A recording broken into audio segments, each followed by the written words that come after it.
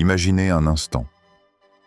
Nous sommes en 400 avant notre ère, au cœur d'Athènes. Vous marchez dans l'agora, l'air est lourd de l'odeur du thym et de la poussière. Pour beaucoup d'entre nous, l'Antiquité, c'est la philosophie, les guerres épiques ou la démocratie. Mais derrière les colonnes de marbre, il y avait une réalité beaucoup plus intime, beaucoup plus vitale.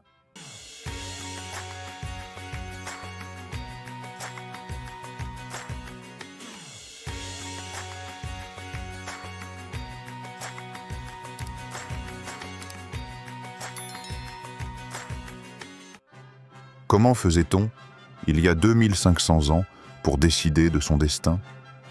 Comment une femme ou un homme gérait-il sa fertilité dans un monde où la science moderne n'existait pas encore? On entend souvent dire que c'était l'âge des ténèbres pour la médecine. Quelle erreur! Aujourd'hui, on va plonger dans un dossier fascinant, les secrets de la contraception grecque. Entre les recettes d'Hippocrate, les plantes disparues qui valaient leur pesant d'or et les amulettes magiques, vous allez voir que nos ancêtres étaient d'une créativité débordante, voire carrément effrayante. Installez-vous confortablement. Préparez-vous un thé, sans silphium, on en reparlera, car ce voyage de 30 minutes va changer votre regard sur l'histoire.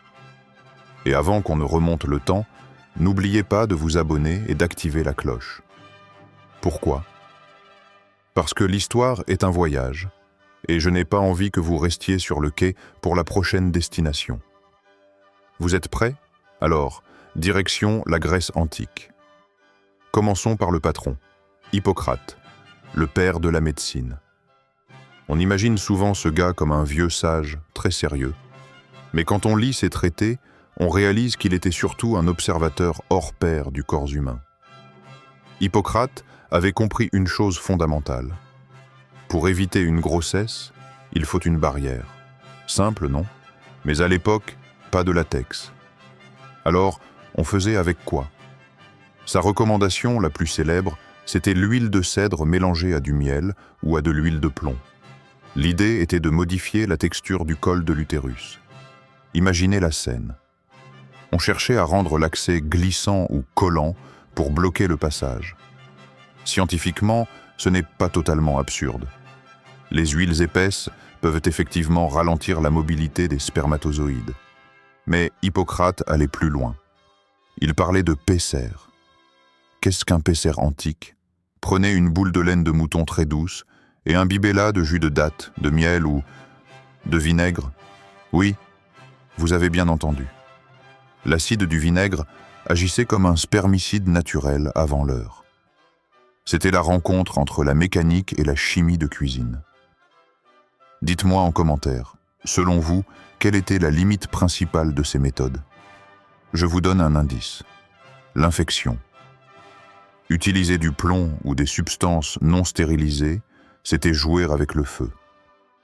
On voit ici que la médecine grecque était une tentative constante de dompter la nature avec les moyens du bord. On arrive maintenant à la partie la plus James Bond de notre histoire. Si je vous disais qu'il existait une plante si efficace, si demandée, qu'elle a provoqué des guerres et fait la fortune d'une ville entière avant de disparaître totalement de la surface de la Terre. Voici le silphium. C'était le trésor de Cyrène. Cette plante ne poussait que sur une mince bande de terre en Libye. Les Grecs en étaient fous. Pourquoi? Parce qu'elle servait à tout. Assaisonnement de luxe, médicament universel, mais surtout, c'était la pilule de l'Antiquité. Une seule dose de son jus, pris une fois par mois, était censée empêcher la conception. Petite parenthèse fascinante. Vous connaissez le symbole du cœur? Certains historiens pensent qu'il ne vient pas du muscle cardiaque, mais de la forme de la graine du silphium. C'était le symbole de l'amour et du contrôle de l'amour. Mais alors, pourquoi on n'en a plus aujourd'hui? Le silphium a été victime de son succès. Surpâturage, surexploitation et l'incapacité totale des Grecs à le cultiver ailleurs qu'à Cyrène. Le dernier plan aurait été offert à l'empereur Néron comme une curiosité. C'est l'une des premières extinctions d'espèces documentées par l'homme à cause de la consommation. C'est une leçon d'histoire importante. On a perdu un savoir botanique immense. Imaginez ce que la science moderne pourrait faire avec le génome du silphium. Outre cette plante star, les femmes utilisaient aussi l'armoise ou la menthe Pouliot. Mais attention, la frontière entre contraception et poison était extrêmement mince. Un dosage raté et c'était le drame. Maintenant, changeons de décor. Quittons le cabinet du médecin pour entrer dans le temple. Dans la Grèce antique, on ne séparait pas la médecine de la spiritualité.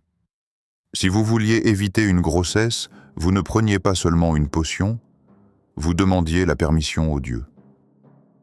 On portait des amulettes.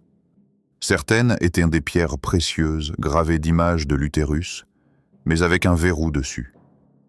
Littéralement, un cadenas spirituel. Est-ce que ça marchait? Techniquement, non. Mais psychologiquement, c'était crucial. Cela donnait un sentiment de contrôle sur un corps que l'on comprenait mal. On invoquait Artémis, la déesse chaste qui protège les femmes, ou Hécate, la déesse des carrefours et de la magie sombre. Les hommes aussi portaient des talismans. On pensait que certains rituels pouvaient refroidir le sperme. Il y avait tout un folklore autour du chaud et du froid. Une femme chaude était fertile.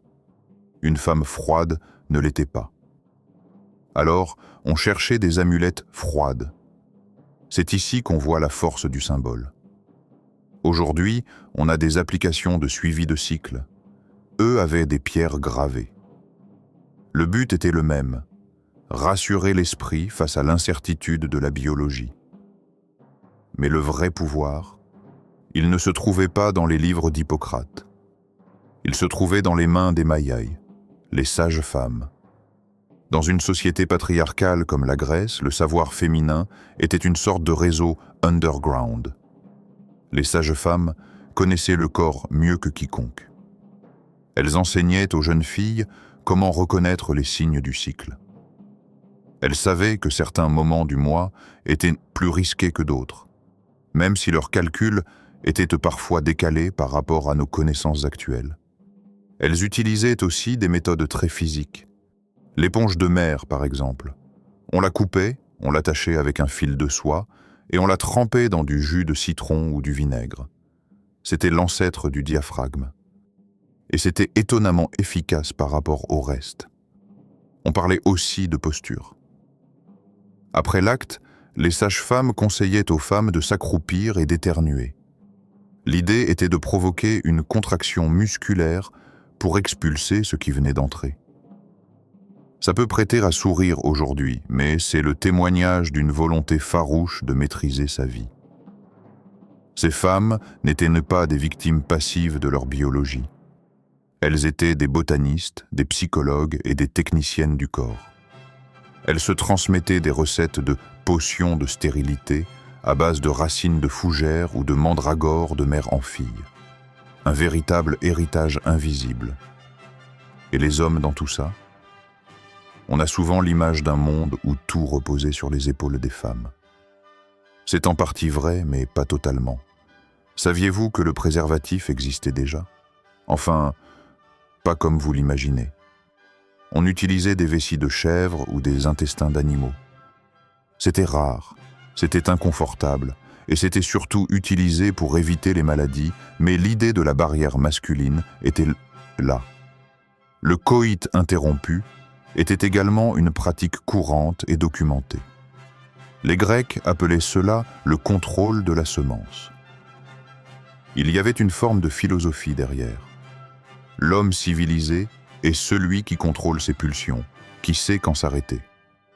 C'était une question d'honneur autant que de planification. Ce qui est fascinant, c'est de voir que malgré l'absence de technologie, la conversation sur la contraception était déjà une affaire de couple, de temple et de cité. On n'était pas dans le tabou total, mais dans une gestion pragmatique du foyer. Alors, qu'est-ce qu'on retient de ce voyage chez les Grecs? D'abord, que l'humain n'a pas changé. Le besoin de contrôler sa vie et sa descendance est aussi vieux que l'humanité elle-même. Les méthodes ont évolué, heureusement pour notre santé, mais l'ingéniosité de nos ancêtres est admirable. Ils ont testé chaque plante, chaque huile, chaque prière pour essayer de comprendre les lois de la vie. On a perdu le silphium, mais on a gardé cette soif de savoir. Si cette plongée dans l'intimité de l'histoire vous a plu, faites-le moi savoir. Quel autre peuple aimeriez-vous que j'analyse? Les Romains, les Égyptiens, les Mayas? Dites-le moi en commentaire, je lis tout. Et si vous avez appris au moins une chose aujourd'hui, comme l'histoire du symbole du cœur, alors mon job est réussi. N'oubliez pas le super like, partagez cette vidéo à vos amis fans d'histoire ou de médecine, et surtout, restez curieux. Car comme le disait un célèbre voyageur, le passé n'est jamais mort, il n'est même pas passé.